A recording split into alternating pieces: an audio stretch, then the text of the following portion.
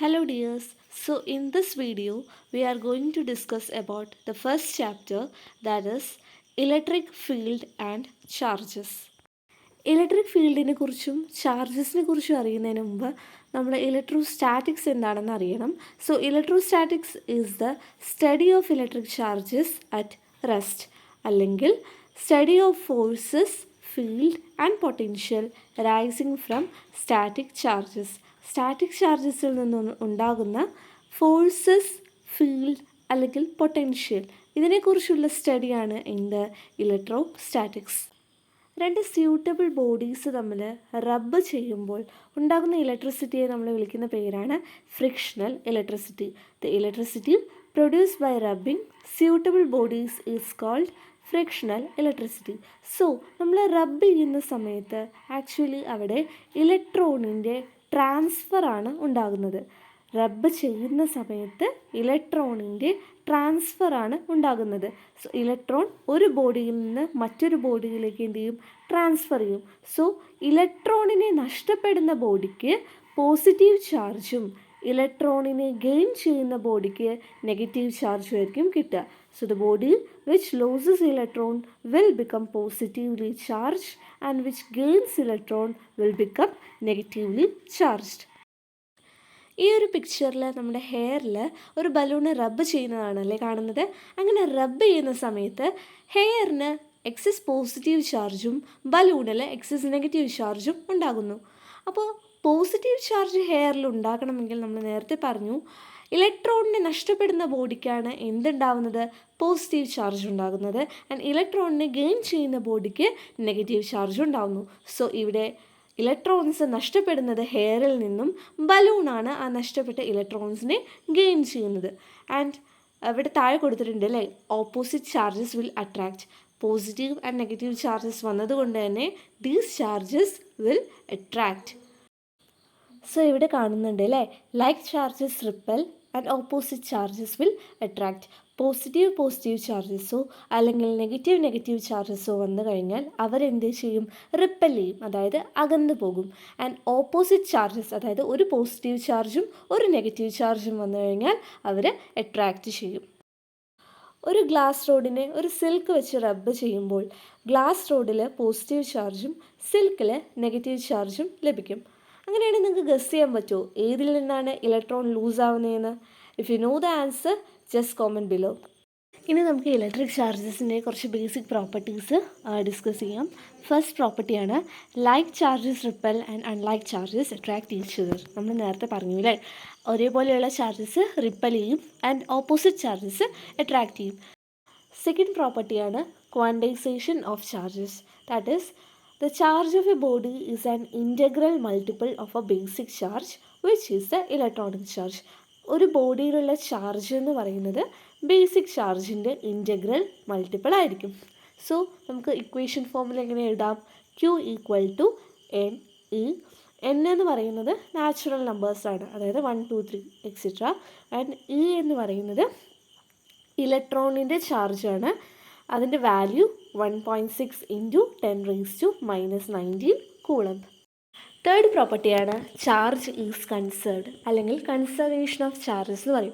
അതായത് നമുക്ക് ഇലക്ട്രിക് ചാർജസിനെ പുതിയതായിട്ട് ഉണ്ടാക്കുവാനോ അല്ലെങ്കിൽ ഉള്ള ചാർജസിനെ നമുക്ക് ഡിസ്ട്രോയ് ചെയ്യാനോ പറ്റില്ല. Electric charges can neither be created nor destroyed. ഇതാണ് നമ്മൾ law of conservation of charges നമ്മൾ പഠിച്ചിട്ടുണ്ട് അല്ലേ. ലോ ഓഫ് കൺസർവേഷൻ ഓഫ് ചാർജസിൽ പറയുന്നത് ഇതാണ്. ആൻഡ് ഒരു ഐസൊലേറ്റഡ് സിസ്റ്റം എടുക്കുന്ന സമയത്തും അതിൻ്റെ അകത്തുള്ള ടോട്ടൽ ചാർജ് എപ്പോഴും കോൺസ്റ്റൻ്റ് ആയിരിക്കും. ഫോർത്ത് പ്രോപ്പർട്ടിയാണ് അഡിറ്റിവിറ്റി ഓഫ് ചാർജസ്. അതായത് ചാർജസിന് നമുക്ക് ആഡ് ചെയ്യാൻ പറ്റും. നമ്മളൊരു സർഫസിലുള്ള ടോട്ടൽ ചാർജ് എങ്ങനെ നമുക്ക് കണ്ടെത്താം? ആ സർഫസിലുള്ള ഇൻഡിവിജ്വൽ ചാർജസിൻ്റെ സം എടുത്തു കഴിഞ്ഞാൽ, ഇൻഡിവിജ്വൽ ചാർജസിന് ഓരോന്നിനെയും നമുക്ക് ആഡ് ചെയ്ത് കഴിഞ്ഞാൽ ആ സർഫസിലുള്ള നമുക്ക് ടോട്ടൽ ചാർജ് കിട്ടും. ഇപ്പോൾ Q1 Q2 Q3 etcetera, Q1 Q2 Q3 Q4 അങ്ങനെ കുറേ ചാർജസ് നമ്മുടെ സർഫസിലുണ്ടെങ്കിൽ ആ സർഫസിലുള്ള ടോട്ടൽ ചാർജ് എന്തായിരിക്കും? Q equal to Q1 plus Q2 plus Q3 plus അങ്ങനെ തുടർന്ന് പോകും. ചാർജിൻ്റെ മറ്റൊരു ഇമ്പോർട്ടൻറ്റ് പ്രോപ്പർട്ടിയാണ് ചാർജ് ഒരു സ്കെയിലർ ക്വാണ്ടിറ്റി ആണെന്നുള്ളത്. സ്കെയിലർ ക്വാണ്ടിറ്റി നമുക്കറിയാം അല്ലേ, മാഗ്നിറ്റ്യൂഡ് മാത്രമുള്ള ക്വാണ്ടിറ്റീസിനെയാണ് നമ്മൾ എന്ത് പറയുന്നത്, സ്കെയിലർ ക്വാണ്ടിറ്റീസ് എന്ന് പറയുന്നത്. മാഗ്നിറ്റ്യൂഡും ഡയറക്ഷനുള്ള ക്വാണ്ടിറ്റീസിനെ നമ്മൾ വെക്റ്റർ ക്വാണ്ടിറ്റീസ് എന്ന് പറയും. നമുക്കൊരു ക്വസ്റ്റ്യൻ നോക്കാം. How many electronic charges form 1 coulomb of charge? എത്ര ഇലക്ട്രോണിക്സ് ചാർജസ് ചേർന്നിട്ടാണ് ഒരു കൂളം ചാർജ് ഉണ്ടാകുന്നത്? സോ നമുക്കിവിടെ കണ്ടുപിടിക്കേണ്ടത് n ആണ്, നമ്പർ ഓഫ് ഇലക്ട്രോണിക് ചാർജസ് ആണ്. നമ്മുടെ ഇക്വേഷൻ ഉണ്ട് അല്ലേ, Q equal to N E എന്ന് പറയുന്ന ഇക്വേഷൻ ഉണ്ട്. ആൻഡ് ക്യൂവിൻ്റെ വാല്യൂ അറിയാം 1 കൂളമ്പാണ്. ആൻഡ് n കണ്ടുപിടിക്കാനായിട്ട് n equal to Q by E എന്ന് നമ്മൾ ഇക്വേഷനെ റീഅറേഞ്ച് ചെയ്ത് എഴുതുന്നു. ഇൻ്റെ വാല്യൂ നമുക്കറിയാം, ഇ ഈക്വൽ ടു 1.6 ഇൻറ്റു 10⁻⁻19 ആണ്. ഇ എന്ന് പറയുന്നത് ഇലക്ട്രോണിക് ചാർജ് ആണെന്ന് ഞാൻ പറഞ്ഞിരുന്നു. സോ ഇൻ്റെ വാല്യൂ 1.6 ഇൻറ്റു 10⁻⁻19. സോ നമ്മൾ ഇക്വേഷനിലേക്ക് സബ്സ്റ്റിറ്റ്യൂട്ട് ചെയ്യുമ്പോൾ n equal to 1 divided by 1.6 into 10⁻⁻19 എന്ന് കിട്ടും. സോ 10⁻⁻19 നമ്മൾ ന്യൂമറേറ്ററിലേക്ക് കൊണ്ടുവരുമ്പോൾ അത് 1 ഇൻറ്റു 10⁻⁹ എന്നാവും. നമ്മുടെ നെഗറ്റീവ് സൈന് ന്യൂമറേറ്ററിലേക്ക് വരുമ്പോൾ പോകും, പോസിറ്റീവ് സൈൻ ആകും. സോ 1 ഇൻറ്റു 10⁻⁹ ഡിവൈഡഡ് ബൈ 1.6 എന്ന് കിട്ടും. And the final answer we get is 6.25 into 10⁻18 എന്ന് കിട്ടും. നെക്സ്റ്റ് നമ്മൾ ഡിസ്കസ് ചെയ്യാൻ പോകുന്നത് ഇലക്ട്രോസ്റ്റാറ്റിക്സിലെ വളരെ ഇമ്പോർട്ടൻ്റ് ആയ ഒരു ലോ ആണ്, that is Coulomb's law. So Coulomb ലോയിൽ നമുക്ക് 2 ചാർജസ് ഉണ്ട്, Q1 ആൻഡ് Q2. ഈ 2 ചാർജസിന് ഇടയിലുള്ള force, it may be force of attraction ആവാം അല്ലെങ്കിൽ റിപ്പൽഷൻ ആവാം.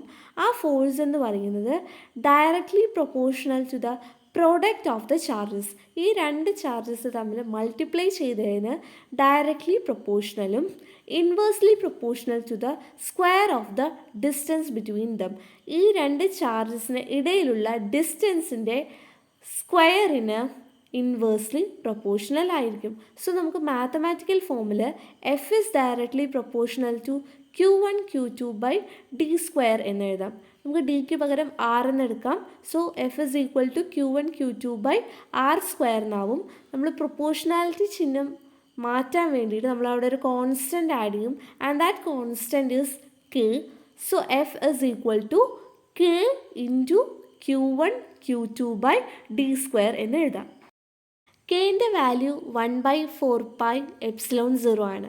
സോ നമ്മൾ ഈ കെൻ്റെ വാല്യൂ 1/4πε0 എഫിൻ്റെ ഇക്വേഷനിലേക്ക് ഇട്ട് കൊടുക്കുമ്പോൾ F is equal to 1/4πε0 Q1 Q2 by R square എന്ന് കിട്ടും. ഇതിൽ ε0 എന്നത് പെർമിറ്റിവിറ്റി ഓഫ് ഫ്രീ സ്പേസ് ആണ്. സോ ε0ൻ്റെ value 8.85 into 10⁻⁻12 coulomb square N⁻⁻1 m⁻⁻2 ആയിരിക്കും. ε0ൻ്റെ വാല്യൂ നമ്മൾ 1/4πε0 എന്ന് പറഞ്ഞ ഇക്വേഷനിലേക്ക് ഇട്ട് കൊടുക്കുമ്പോൾ നമുക്ക് 9 ഇൻറ്റു 10⁻9 ന്യൂട്ടൺ കൂളം⁻⁻2 m² എന്ന വാല്യൂ കിട്ടും. സോ നമുക്കിനി 1/4πε0ന് പകരം 9 ഇൻറ്റു 10⁻9 എന്ന വാല്യൂ ഇട്ട് കൊടുക്കുമ്പോൾ നമ്മുടെ ഇക്വേഷൻ വീണ്ടും ചേഞ്ച് ആകും. F is equal to 9 into 10⁻9 into Q1 Q2 by R square എന്ന് കിട്ടും. So next we are going to discuss about the forces between multiple charges. And നമ്മളിവിടെ ഒരു ഇമ്പോർട്ടൻറ്റ് പ്രിൻസിപ്പിൾ പറയുന്നുണ്ട്, സൂപ്പർ പൊസിഷൻ പ്രിൻസിപ്പിൾ. സോ എന്താണ് superposition principle? Force on a charge due to a number of charges is the vector sum of forces due to individual charges. അതായത് കുറേ charges കാരണം ഒരു ചാർജിലുണ്ടാകുന്ന force എന്ന് പറയുന്നത് ആ ഓരോ ചാർജസ് കാരണം ഉണ്ടാകുന്ന ഫോഴ്സിൻ്റെ സമ്മായിരിക്കും. കുറേ ചാർജസ് കാരണം ഒരു ചാർജിലുണ്ടാകുന്ന ടോട്ടൽ ഫോഴ്സ് എന്ന് പറയുന്നത് ആ ഓരോ ചാർജസിൻ്റെയും ഫോഴ്സിൻ്റെ സം ആയിരിക്കും. സോ നമുക്കിവിടെ Q1 എന്ന ചാർജ് നമ്മൾ കൺസിഡർ ചെയ്യുകയാണെങ്കിൽ ആ ചാർജിന് ഇൻഫ്ലുവൻസ് ചെയ്യുന്ന Q2 എന്ന് പറയുന്ന ചാർജുമുണ്ട്, Q3 എന്ന് പറയുന്ന ചാർജുമുണ്ട്.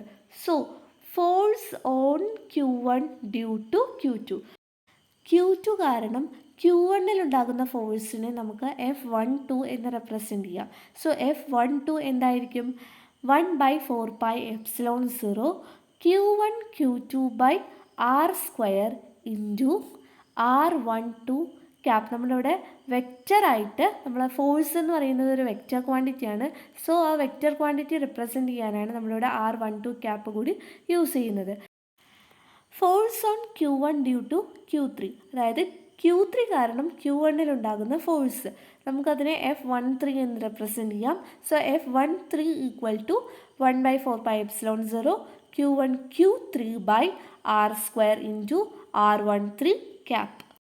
സോ നമുക്ക് ഇവിടെ കാണേണ്ടത് ടോട്ടൽ ഫോഴ്സ് ഓൺ Q1 ആണ്. അതായത് Q2 കാരണം Q3 കാരണവും Q1 ഉണ്ടാകുന്ന ടോട്ടൽ ഫോഴ്സ് നമുക്ക് എങ്ങനെ കണ്ടെത്താം? F12 പ്ലസ് F13, അതായത് force on Q1 due to Q2ഉം force on Q1 due to Q3യും കൂടി ആഡ് ചെയ്യുമ്പോൾ നമുക്ക് ടോട്ടൽ ഫോഴ്സ് ഓൺ Q1 കിട്ടും. അതായത് 1/4πε0 Q1 Q2 by R square into R12 cap plus 1/4πε0 Q1 Q3 by R square into R13 cap എന്ന് കിട്ടും. ഇനി നമുക്ക് N ചാർജസ് ഉണ്ടെന്ന് വിചാരിക്കുക. നമ്മളിപ്പോൾ നേരത്തെ Q1 ഇൻഫ്ലുവൻസ് ചെയ്യുന്ന 2 ചാർജസിനെ കുറിച്ച് പറഞ്ഞുള്ളൂ, Q2ഉം Q3യും. ഇനി N ചാർജസ് Q1 ഇൻഫ്ലുവൻസ് ചെയ്യുകയാണെങ്കിൽ ഫോഴ്സ് ഓൺ Q1 എന്ന് പറയുന്നത് F is equal to Q1 by 4πε0 into Q2 by R square into R12 cap plus Q3 by R square into R13 cap plus etcetera plus Qn by R square into R1n cap എന്നായിരിക്കും. N charges ഉണ്ടാകുമ്പോൾ Q1 ഉണ്ടാകുന്ന ഫോഴ്സിൻ്റെ ഇക്വേഷനാണ് ഇത്.